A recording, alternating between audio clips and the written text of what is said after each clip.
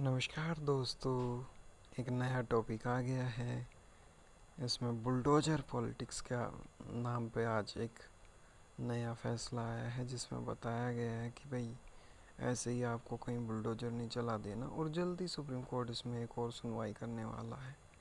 उसमें बता देगा कि भैया ऐसे ही आप किसी के मकान को ऐसे ही नहीं तोड़ोगे, क्योंकि ये मतलब अच्छा तो हो ही नहीं रहा था। उत्तर प्रदेश में बहुत ही ख़तरनाक लेवल पे चल रहा था। कईयों में तो ऐसा हो रहा था कि मकान मतलब पूरे पूरे जीवन लोग लगा देते कि मकान बनाएंगे, घर बनाएंगे, अपना घर बनाएंगे। और बहुतों ने तो लोन पे ले रखा है। और उस मकान को उत्तर प्रदेश की गवर्नमेंट के कुछ अधिकारी आते थे, बुलडोज़र लेके तोड़ देते थे और उसको ख़त्म करके ध्वस्तीभूत करके मिट्टी में मिला करके और चले जाते थे। लेकिन आपको एक और इंटरेस्टिंग टॉपिक मैं आपको बताने वाला हूँ, ध्यान से सुनते रहिए। देखिए, ऐसा होता था, ये बात ठीक है, लेकिन कुछ एक पब्लिक मीडिया में कुछ बातें जो नहीं आती थी वो थी कि भाई मीडिया में सबसे ज़्यादा दिक्कत ये आती थी कि नई जो कई केसेस में चलते थे, कई केसेस में घरों पे बुलडोज़र चलते थे, कहीं पे नहीं चलते थे। अब जैसे आप देखोगे अतीक के मकान पे कितने बुलडोज़र चले कि भैया यहाँ संपत्ति वहाँ संपत्ति। और जो अतीक अहमद को मार के गए 3 लौंडे 16-16 साल के, उनके घरों पे कहीं बुलडोज़र मैंने तो नहीं देखा थी चला। एक वो कानपुर देहात में घटना हुई थी, आपको याद होगा, कितने दिन पहले, मतलब लगभग 1.5 साल पुरानी वो घटना है कि 1.5 साल पहले वो मतलब माँ और बेटी दोनों थे उस घर के अंदर, और डीएम ने बुलडोज़र चलवा दिया और वो दोनों माँ बेटी गुजर गई। इसके अलावा अजय मिश्रा टैनी वाला मैटर आप देखिए, उसमें कितना मतलब बवाल हुआ रहा, लेकिन उसके बावजूद अजय मिश्रा टैनी के घर पे तो कोई बुलडोज़र नहीं चला। मुख्तार अंसारी के मकान पे बुलडोज़र चलता। हालांकि मुख्तार अंसारी अजीत, इनसे मेरा कभी कोई संबंध रहा नहीं, लेकिन मैं वो चीज़ बताना चाहता हूँ कि ये अच्छा नहीं है।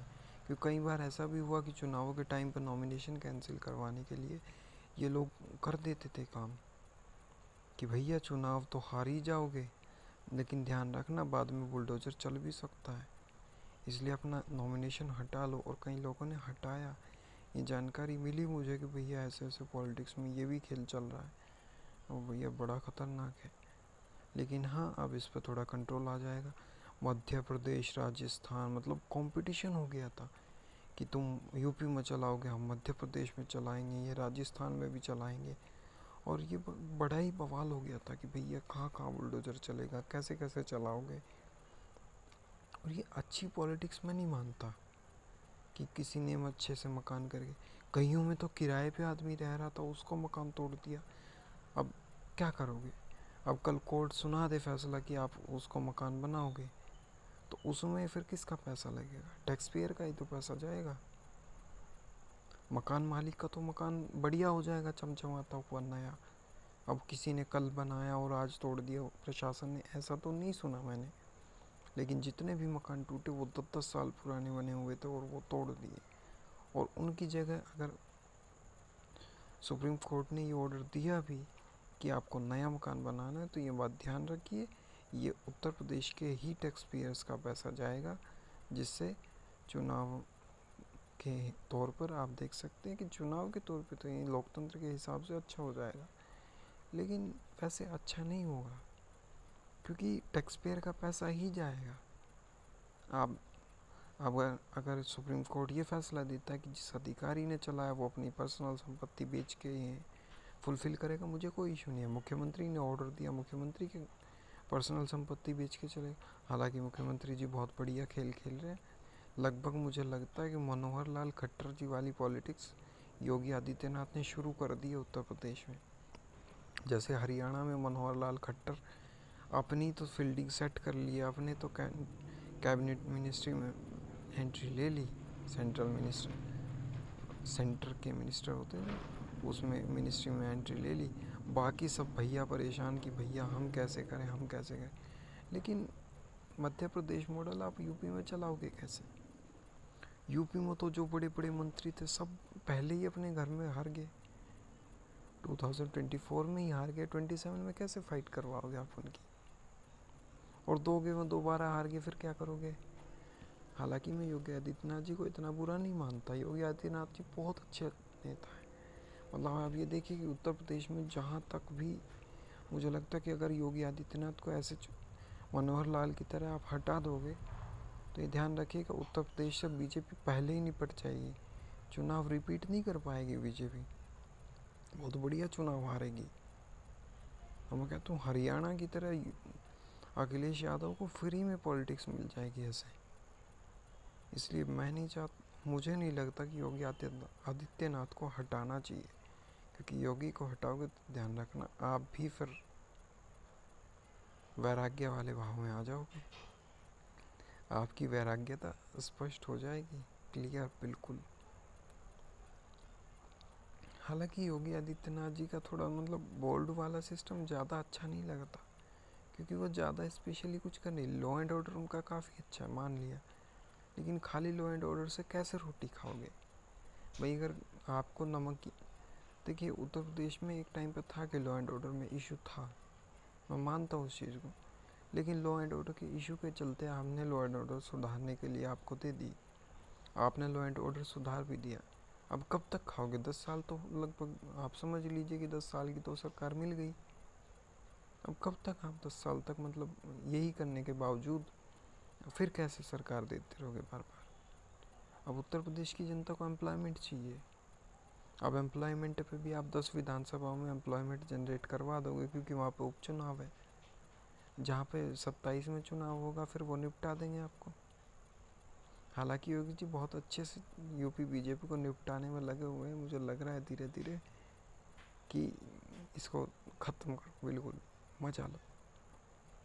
मनोहर लाल जी वाली स्थिति में आ गए हैं योगी आदित्यनाथ कि भैया जो हो रहा है होने दो, मजा लो, फलो फूलो फुल मजा लो। और योगी जी के साथ हंसते रहते हैं, सदन में वीडियो आती रहती है, देखते हो, दुआ सलाम। पहले तो नहीं होता था इतना, आजकल तो ईडी सीबीआई कुछ ज़्यादा चलती नहीं है अखिलेश यादव के पास भी, वो भी मज़ा ले रहे हैं फुल, अखिलेश यादव भी योगी आदित्यनाथ की तरह।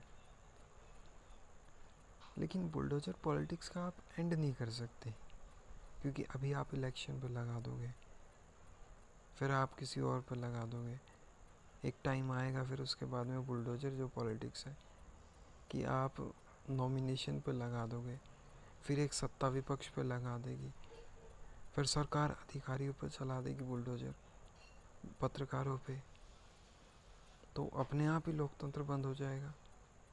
इसलिए मुझे तो अच्छा नहीं लगता, मैं पहले भी बोलता हूँ इस चीज़ को कि एक आदमी अगर सबसे महंगा चीज़ अगर कोई ख़रीदता है तो वो रियल एस्टेट होता है।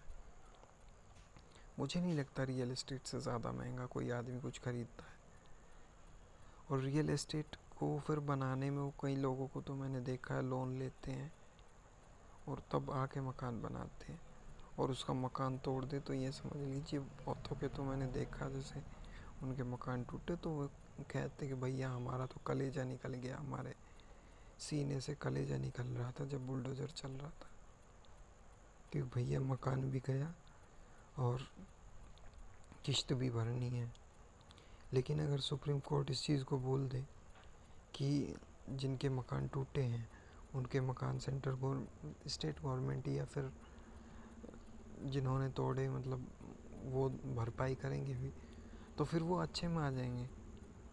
तो ऐसा होना ही नहीं चाहिए कि कल को कोई इशू आए ऐसा। ठीक है आप इंफ्रास्ट्रक्चर पे इतना दिखा रहे हो कि भैया ठीक है ये मकान दोबारा बनाएंगे, लेकिन बहुत सारे लोग हैं लॉ एंड ऑर्डर पे। लॉ एंड ऑर्डर पे लखनऊ में आप देखिए 2 ही लोगों का नाम आता है, एक वो मुस्लिम है एक वो यादव है, उसके अलावा वो इतनी बड़ी भीड़ में 2 ही लोग थे। आप मोहित खान वाला मैटर देखिए, अब इधर इनको सपा वालों को भी मिल गया एक नया फंडा कि पकड़ लो भैया।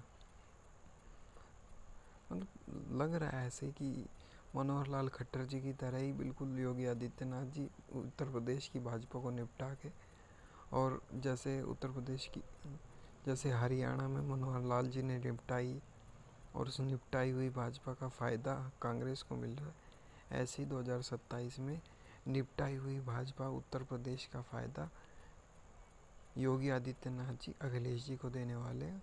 और बाकी देखिए, वो टाइम आएगा तो पता चल ही जाएगा। लेकिन लॉ एंड ऑर्डर पे ठीक है, आप बहुत अच्छे, मैं 10 में से 10 मार्क्स दे दूँगा, लेकिन उसके अलावा आप क्या करेंगे? अखिलेश जी भी एम्प्लॉयमेंट पे कभी ज़्यादा अच्छे से बात नहीं करते। वो कहते हैं कि हाँ बेरोज़गारी है, बेरोज़गारी तो है, लेकिन उसका निपटाने का क्या करोगे? कुछ है रोड मैप? नहीं, कोई रोड मैप नहीं। जो सरकार बैठी है उसके पास नहीं है, जो विपक्ष में है उनके पास नहीं है, तो क्या करोगे? कैसे कैसे लेके आओगे आप बेरोज़गारी पे काम? बेरोज़गारी पे काम होना चाहिए, बहुत ज़रूरी है। नहीं करोगे तो किसी दिन विधानसभा में ही मारे जाओगे, और इतने बढ़िया मारे जाओगे कि आप गोली नहीं चला सकोगे। उत्तर प्रदेश 25 करोड़ आबादी का देश है। एक किस्म से अगर आप देखिए, अगर उत्तर प्रदेश एक देश होता ना, तो 5वें नंबर का देश होता है उत्तर प्रदेश। और अगर किसी दिन युवाओं को धरने में बवाल कर दिया और उत्तर प्रदेश का युवा उत्तर प्रदेश की विधानसभा में जाके बवाल कर दिया, भैया मुझे नहीं लगता कोई भी सिक्योरिटी, कोई पुलिस फोर्स उत्तर प्रदेश के नेताओं को बचा पाएगी। बहुत बढ़िया मारेगी, विधानसभा के अंदर लाइव रिकॉर्ड में डंडे मारेगी, खींच खींच के। सत्ता पक्ष विपक्ष सबको लगेंगे धुआंधार। उस दिन राज्यपाल को बचाना मुश्किल हो जाएगा। वैसे भी लोग आजकल वीवीआईपी कल्चर में बहुत फोकस करे हुए हैं। बस इतना ही कहूँगा, बहुत हो गया यार, बहुत बड़ी वीडियो बन गई। बार बार टॉपिक से बदल जाता हूँ, कहीं कहीं चला जाता हूँ, टॉपिक पर रहता ही नहीं। Thank you.